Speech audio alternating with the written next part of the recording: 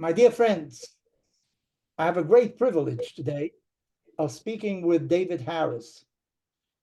Maybe I will reveal how old I am, but I remember David for many, many years. He was at the head of the American Jewish Committee, one of the most important institutions in the United States. I remember they used to publish commentary, and eventually I think commentary became independent. I always used to look forward to the American Jewish Yearbook because it was an extraordinary publication. I'm so sorry that it didn't continue. It ceased at a certain moment. There were many presidents of the American Jewish Committee. I remember the name Jacob Blaustein. Well, that was maybe during my period. But the constant that gave it what gave continuity to the American Jewish Congress of Jewish Committee, excuse me, was of course David Harris. And it is for me a great privilege to be able to talk to David Harris. David, first of all, how are you doing personally, health-wise? How about your free time? Rabbi, it's a pleasure to be with you. I don't know how to answer that question since October the 7th. Personally, I'm fine, but like everyone around me, deeply troubled and deeply worried. David, I find that we all have short memories. We are now on Instagram, TikTok, messages of 1 minute or 2 minutes. In the beginning, the Jewish community throughout the world and many of our friends reacted to October 7th in an extraordinary manner. But nowadays, all you hear is about the dead, the Palestinians in Gaza. October 7th seems to have been forgotten. And I think that is a terrible error. We have to remember that, no? I completely agree. But in a way, Rabbi, this was quite predictable. I think we knew that in the first days after October 7th, people would be focused on the victims in Israel, the tragedy, the hostages, the families of the hostages. And with the passage of time, the conversation would shift to focus on the Palestinians. And here we are, with the world focused on the Palestinians, the United Nations focused on the Palestinians, the media focused on the Palestinians, and who today is focusing on Israel and the Jews, by the way, including several 100,000 Israelis who have not been able to return home, neither to their homes in the north nor their homes in the south. So this is what we're up against, yes. Well, it is, as you say, it was predictable, but one thing is to think about it, other thing is to feel it, to see what is going on, and in a great sense, it is inexplicable. Tell me about Israel itself. How come Israel is united, and then again you start seeing protests and so on? Isn't that a factor that is really negative to what is happening with the Jewish people right now? Look, I think the good news, and there is good news, is the fact that after October the 7th, the IDF, as I think many of your viewers and listeners know, called for 300,000 reservists to show up. And how many, in fact, came? Over 350,000. And they came from all over the world, Rabbi. They came from vacationing or studying or traveling in Latin America, in South Asia. They came, and they knew that in coming, they were potentially risking death. But they came. And I think that expression of unity and commitment is something the whole world can learn from. I'm not sure, very honestly, that if other countries, including the United States or Canada or European countries, put out the same call, whether as many people would come, knowing that they were risking their lives. So that's the good news, achdut, unity. But we can't paper over the fact that there are deep divisions within Israel. There were on October the 6th. Remember judicial reform. Remember the whole debate about the future of democracy. And there will inevitably be more discussions about the social cohesion, including now with the Haredim and the Supreme Court decision about military service. So we shouldn't kid ourselves. The issues of social cohesion are not over and done with in Israel, but at the same time, an extraordinary expression of commitment to the security, the safety, and the well-being of Israel was shown to the world, and we should take great pride in that. Well, if one appreciates what happened in the 7th of October, that was a small Holocaust, and with some of the brutality is claimed even worse than what happened in the Holocaust. It's a question of to be or not to be for the state of Israel, because those that favor now a two-state solution don't take into account what Hamas says. They don't want a state parallel to Israel. They want a state instead of Israel. From the river to the sea, we know clearly what that means. And yet many people, young people all over the world, somehow seem to identify more with that cause than with the Jewish people. It is so troubling for me, after the suffering of the Jewish people throughout the ages, that people shouldn't be more in favor of the Jewish cause. And it seems as people say, anti-Semitism is a very light sleeper. I thought that the United States was altogether different from what I see it is really now. I wasn't born in the United States. I live now in the United States. I lived previously in the United States. I think it's the greatest country in the world, opportunity for everyone. Yet I am beginning not to recognize really the United States of 2024 with the one of 1947, when I first set foot in the United States. Things are changing. You have extraordinary experience with leaders and so on. How do you view the United States nowadays? Well, first of all, let me react to something you said a moment ago, Rabbi, when you spoke about the Holocaust. And one fundamental difference is that, as we know, the Nazis tried to hide their crimes. In fact, they had special units of the Third Reich that went throughout Central and Eastern Europe trying to remove any evidence of the atrocities. Here with Hamas on October the 7th, they were videotaping, they were filming, they were celebrating, they were displaying, they were revealing to the world their ecstasy, because this was a kind of ecstatic genocide that they were perpetrating. So in that sense, it was even a step beyond the Nazis, hard as that is to believe. In terms of anti-Semitism, I think many were perhaps a bit naive in believing that finally we had found the Pfizer vaccine that would put anti-Semitism to bed for all time. It took a long holiday after the Second World War in countries like the United States, but it never really disappeared. And when you speak about history, which is something that very much informs my worldview as well, you and I are going against the grain of how young people in America and Europe think today. They don't give a damn about history. They're not interested in history. History is boring. History is distracting. History is irrelevant.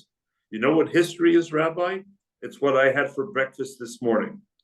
It's the football match I watched last night. That's history.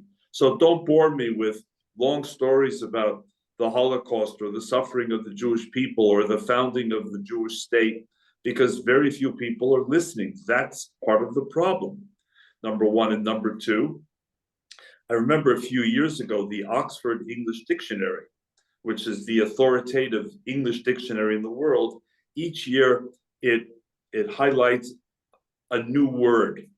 And a couple of years ago, the word that it highlighted, Rabbi, is post-truth. In other words, we now live in a post-truth society where 2 + 2 does not necessarily equal 4, or even the fact that the United Nations in 1947 voted for a partition plan that would have given both Jews and Arabs states of their own is no longer a fact. It's simply your fact, Rabbi Brener, or my fact.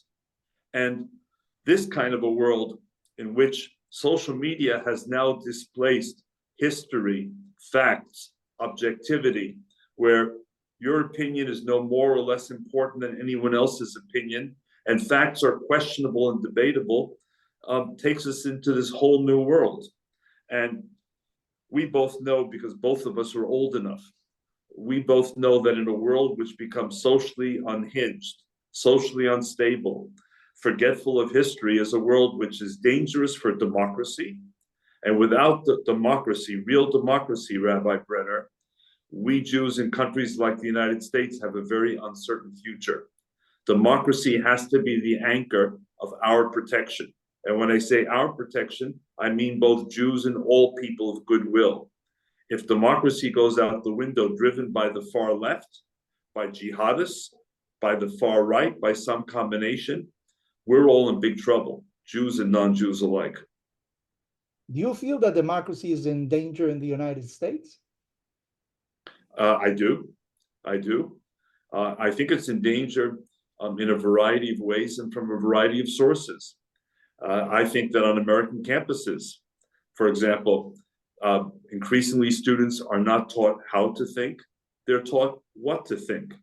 Look at the number of examples on American campuses, prestigious American campuses, where speakers have been disinvited.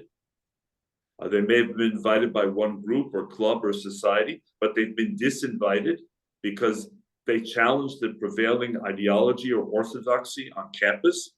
So how can you have a full throttle democracy in a country like America if you're not able to have free, open, honest discussions with more than one point of view?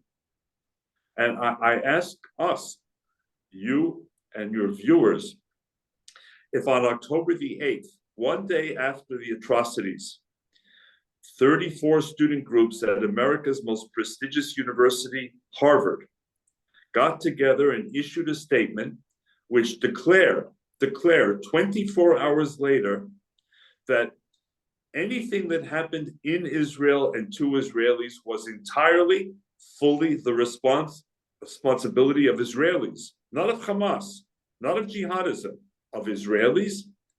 What does that augur for the future, Rabbi? These are our future leaders. This is how they think. This is how they box themselves into some kind of dogmatic space in which facts don't matter anymore. Yes, I'm very concerned. I'm very concerned. I'm also very concerned in our country, in the United States, about, when people go to Florida. I think you live in Florida now, don't you? Yes. Yes. I hope I'm not revealing a secret. But they talk about gated communities in Florida. So you have a gated I live in a gated okay. one. Well, I want to go a step further. That's fine. I think America is turning into gated intellectual communities. It's not just physical communities where you live near a golf course or a swimming pool or a common eating hall. That doesn't concern me. What concerns me is America retreating into, I only want to be with people, hear from people, read people with whom I agree. I don't want to be exposed to other points of view. How can one live in a true democracy, Athenian democracy, American democracy, liberal democracy, without a full flowering of rational, serious people who may have different points of view? Look at the US Congress today. Once upon a time, you had moderate Republicans and moderate Democrats. They disagreed on much, but they came together. They forged consensus. Now, I don't think the US Congress could agree on the day of the week or the time of the day. I'm deeply concerned. And last, it's a much longer conversation. I come back to the question you asked earlier. How many young Americans would defend this country? How many young Americans would defend liberal democratic values? We saw the answer in Israel. It was an extraordinarily powerful answer. I'm not sure what the answer would be in the United States today. Not sure at all. Well, some of our leaders are proclaiming to the world that the United States is not the greatest country in the world. The flag, patriotism, pride in being an American today are negative concepts. To the contrary, it's something altogether different. But what can we do to somehow influence some kind of change of attitude? People don't want to read history. How can we invite them to read a little history, to be a little more conscious of it? That's the $64,000 question. Again, to reinforce the point, when these students gather in March at Columbia University, at Berkeley, when they shut down speech, think about it, Rabbi. What are they actually endorsing? in opposing Israel, what they're really doing is embracing Hamas. By extension, of course, they're embracing Hamas. And what does that mean? It means they're embracing homophobia. They're embracing misogyny. They're embracing tyranny. They're embracing religious extremism. Can Hamas be held up as an example of an alternative democracy? Does Hamas defend democratic values? This is what our young people on so many so-called elite universities are embracing by their rejection of Israel and their calls, as you said, for genocide against Israelis and Jews. So we have to fight back. I mean, I wish I could give you a specific plan in the few minutes we have. I've given a lot of thought to it, but we have to fight back. Number one, Jews have to find their spine, their pride, their bearings, and stop being apologetic Jews. How often I've heard since October the 7th, Rabbi, conversations involving Jews with non-Jews, beginning with, well, you know, I didn't vote for Benjamin Netanyahu either. I wish he weren't prime minister. And you know, I want a two-state solution. So I'm one of those good Jews. Now, I don't care whether someone is for or against Benjamin Netanyahu. That's their business, not mine. But if they don't understand what October 7th represented, which was a genocidal assault on Israel and the Jewish people, and Hamas couldn't give a darn who was the prime minister of Israel, or whether you were for or against the two-state solution, because it's not in their vocabulary. So Jews have to find their spine. They have to find their courage, their identity. This is not a time to go wobbly, number one. Number two, the laws are often on our side, Rabbi. We need to use lawfare much more than we have before. When people call for genocide, it's not a question of context, as 3 university presidents tried to tell us on December 7th. It's a question of law, it's a question of sanity, it's a question of common sense. And number 3, we Jews have to rethink our alliances and look for those outside the Jewish community who understand that this is, but is not only about Jews. This is about the future of America, not just Israel, of America, the kind of America we want. And there are a lot of Americans that I know, that you know, I'm sure, that don't want an America that marches through the streets to support Hamas, a terrorist organization, not because David Harris calls it terrorist, but because the United States government under Bill Clinton declared it a terrorist organization. We have to find those allies. Maybe we'll lose some of our previous allies, but after October 7th, did they prove to be our friends? Not necessarily. Let's look for new allies. Let's look for people who understand the stakes. Let's not just make it about Israel and the Jews. Let's make it about the kind of world in which we want to live and raise our children. That's the beginning, I think, of a strategy, Rabbi. So we go on the offense. We're not about defense. We're not about apologies. We're not about becoming Marano Jews hiding behind curtained houses and lighting Shabbat candles in secret. We're proud Jews, just like so many members of my own family put on a Magen David after October the 7th, wear it above their shirt, above their sweater, wear it proudly. They're not hiding. We need to find unapologetic Jews and our friends out there in the greater Western world. You know, new cultural truths are being imposed upon us, that the world is divided into the oppressor and the oppressed, the white and the non-white. And we Jews are oppressors. You know, in the 1930s, when the Nazi Party was very active in Germany, one of their mottos was Juden nach Palestine. Jews go to Palestine. Now it is Jews get out of Palestine. It's amazing how these things change according to what the political climate in the world is. And I think the world is used to seeing a Jew as a coward, a Jew that doesn't really contribute anything to the welfare of society, because Jews, what they do is interchange. They buy here, sell there, they don't work the land, and so on. And then came the state of Israel and demonstrated that Jews are not cowards at all. That Jews know how to create a wonderful state. And I think to many anti-Semites, have you visited Israel? Have you seen Israel with your own eyes? Have you seen what Israel has done in 70 odd years to something that was a desolate country? This is what Mark Twain wrote a couple hundred years ago, that when he came to Israel, what he found. Look at what they have done to Israel. The land is grateful to the people of Israel for having come there.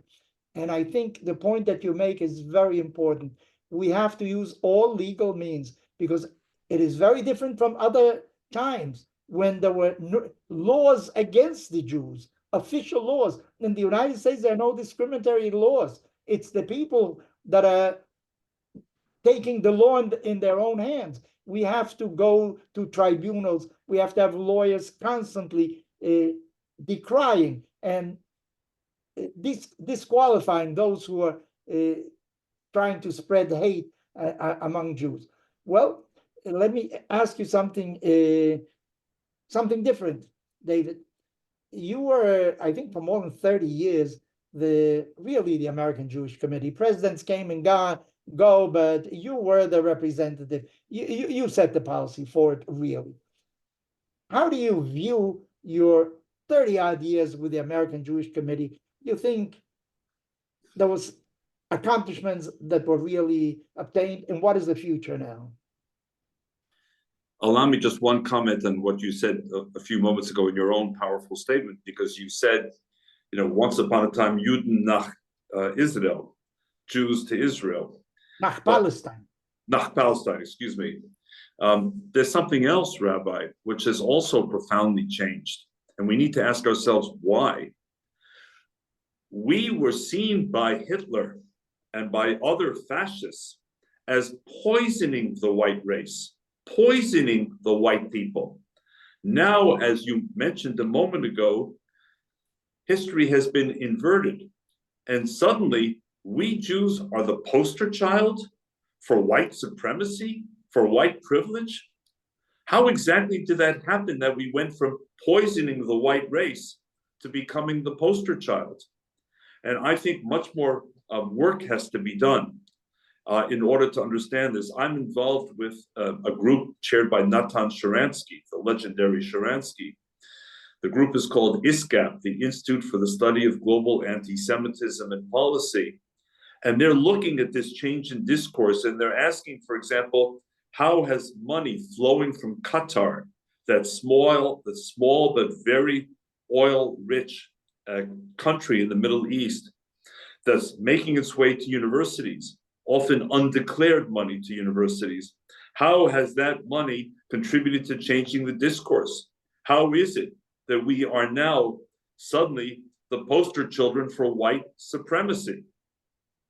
So lots of things going on here, and some groups that are really doing important research. As for your question about my AJC journey, I was there for 43 years altogether, 32 as CEO and 11 starting in the mailroom and working my way up the ladder.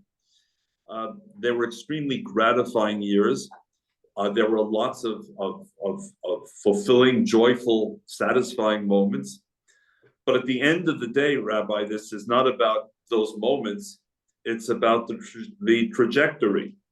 If anti-Semitism is now on the rise, and it is in some places exponentially, and if Israel faces not border challenges, but existential challenges, how could I possibly, in all honesty, say that I succeeded? I did what I could in the years that I had. I was deeply involved in the rescue of Jews in Soviet Union, in Ethiopia, very deeply involved in broadening and extending Israel's diplomatic relations on every continent, including in the Arab world, deeply involved in creating programs for young Jews, high school, college, post-college, to help them become effective, confident advocates and ambassadors for the Jewish people. Lots of things that I can point to. But at the end of the day, the true test of all of this is, will Jews in our lifetimes have a good night's sleep? And frankly, for the moment, we're still not quite there. The work goes on. You know, David, there are two angles to this. One is the world, anti-Semitism, friends, those that like us, those that don't like us. And then there's something internal. I think that we should put greater emphasis on Jewish people becoming Jewisher.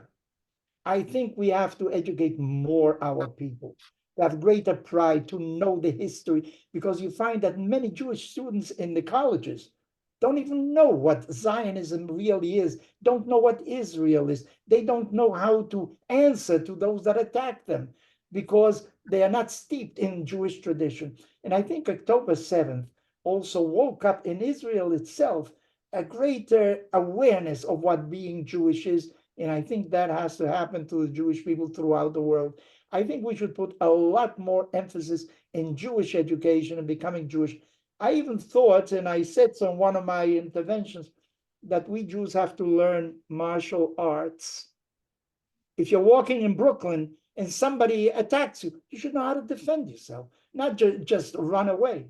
I even thought something else, and this is terrible what I'm going to say, that I think in every synagogue, there should be two people or so with pistols, with revolvers. Don't attack anybody. But if somebody comes in with a machine gun, there should be somebody to answer right there and there. You're not going to go out and seek people, but if somebody attacks you, you should have the means to defend yourself. And you know, the people in Israel, and I've spoken to Israelis, don't understand really how come the Jews during the Nazi period didn't do more, didn't defend themselves more energetically. Of course, I always argue, well, how can you fight against a tank with your fists? They had no means of doing it. But deep down, I really feel maybe they could have done a little more. And I think it's because of years without a state. This happened before the state of Israel. You know, Jews had a different psychological makeup. You know, the other one is stronger, afraid of a dog, of God knows what. But the state of Israel has given us again tremendous pride. And I think we should accentuate that throughout the Jewish people, wherever they are. So first of all, a few moments ago, when you asked me what we should do, the very first thing I said before going to lawfare and everything else, Rabbi, was we need to find our Jewish pride, our Jewish sense of self. So I completely agree with you about that. The number of people that I personally know, including some in my extended family, who basically walked away from the Jewish people because they were in search of things like community, spirituality, answers to life's questions, to me, were shocking, because I don't know of another tradition, civilization, that offers as much sense of community and meaning and spirituality as the Jewish community. So we've got to do a much better job. If I can put it crudely, we've got a great product. We need to improve our marketing. And what I am seeing, Rabbi, I hope I'm not deluding myself after October 7th, I'm seeing a lot of Jews waking up, wanting to learn more, study more. In fact, right after this conversation you and I are having, I'm going for a second class of a group of adults at a nearby JCC who asked me to teach them about the history of Israel, the meaning of Israel, how to answer the difficult questions about Israel and Zionism. And of course, I was more than happy to do it. And I'm being asked by synagogues and schools and others to do the same, and I'm sure I'm not alone. So I see a lot of people waking up, and I think that's encouraging. There'll always be those, you and I both know, who will be asleep till the end, who will show no interest or blame the Jews or blame Israel or blame Israeli leaders for Hamas, for the Houthis, for Hezbollah, for Iran, for anti-Semitism. They've always been there. but they have to be kept numerically small and on the margins. And yes, I completely agree with you. The meaning of Israel, the meaning of Zionism, the meaning of Jewish sovereignty, above all, means being the majority, being able to defend ourselves. And I will never forget July 4th, 1976, not just because it was the bicentennial here in the United States, but because it illustrated so magnificently what that meant when the Air France plane was hijacked to Entebbe. You remember this, Rabbi, of course. Of course. And when there was brother. And when there was the selection process, the Nazi-like selection process separating the Jews and non-Jews on that plane. You know, it was a French plane. It was not an Israeli plane. It was Air France, not El Al. Did anyone for a moment think that France would dispatch a special operations team to Entebbe to rescue the plane and all of those hostages? I don't say this disparagingly. France is a fine country, but Israel showed the world not just the ingenuity and the courage, but it showed the world the meaning of Jewish sovereignty. We didn't have to wait and beg the French or beg the Americans or beg the UN to intervene. Israel intervened. It paid the price with the death of Yonatan Netanyahu, a true hero, but it sent a message to the world, including to us diaspora Jews. There is a new Jew. The new Jew is unafraid. The new Jew is unbent and unbowed. The new Jew will use power responsibly, not irresponsibly. We're not out to conquer the world or seize other lands, but we will defend ourselves. Something Jews were unable to do for 2,000 years, to defend ourselves in this crazy, dangerous region called the Middle East and throughout the world. That's the central message. And that's why, though I don't live in Israel, though my wife and I spend lots and lots of time considering Aliyah, but that's why I've been a lifelong Zionist and a lifelong friend and supporter of the state of Israel. It has transformed Jewish existence. It is the most exciting Jewish story of the 20th and 21st century. And I, for one, feel nachat, pride that I'm alive. For us, it's not next year in Jerusalem, it's this year in Jerusalem. We're alive to see what generations of Jews had prayed for, yearned for, dreamed of throughout the diaspora, in the Muslim world, in Eastern Europe, wherever Jews lived. We're the lucky Jews. Israel lives. Is it a perfect country? No. Is there a perfect country in the world? I don't know it. Is it a good and great and amazing country? Absolutely. And if you haven't seen it, please don't take my word for it. Go and see it for yourself. I pray to God, David, that he give you many, many more years of clarity of mind, of love for the Jewish people, and you have much, much more to do yet in the future. You have a great trajectory of what you have accomplished with your life, but I think you are still going to contribute much more to the Jewish people. I thank you very much for this opportunity to share some of your ideas with my audience. God bless you for many, many more years. Thank you, Rabbi Brener. And I would say in response, Am Yisrael Chai. Amen. Bye-bye. Thank you very much. My great pleasure and privilege. Bye-bye.